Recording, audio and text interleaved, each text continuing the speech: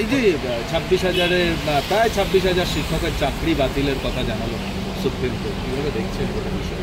দেখুন, 25,700 পদ, প্রায় 26,000 চাকরি বাতিল হলো এসএসসি।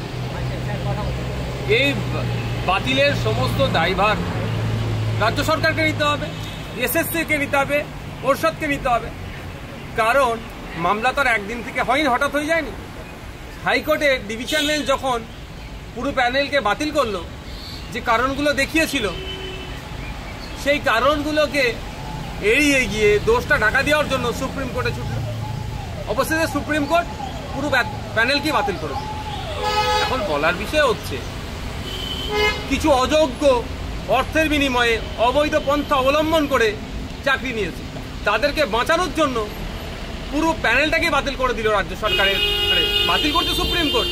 কিন্তু এই রাজ্য সরকারদের জন্য দায়ী আছে। যদি স্যাগ্রিগেশন করে দিত, যদি পৃথকীকরণ করে দিত ঠিকঠাক করে, কারণ রাজ্য সরকার তথ্য এক দিচ্ছে, এসএসসি তথ্য অন্য এক দিচ্ছে, আবার পর্ষদ তথ্য আলাদা দিচ্ছে কতজনকে অবৈধভাবে নিয়োগ হয়েছে, আবার সিবিআই খুঁজে বার করেছে সে তথ্যটাও আলাদা।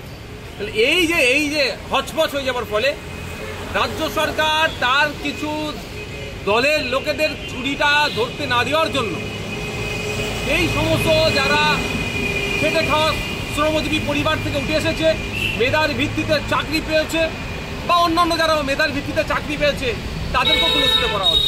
2016 সালে যখন এদের নোটিফিকেশন হয়েছিল, এদের ম্যাক্সিমাম তখন ছাত্র অবস্থায় ছিল।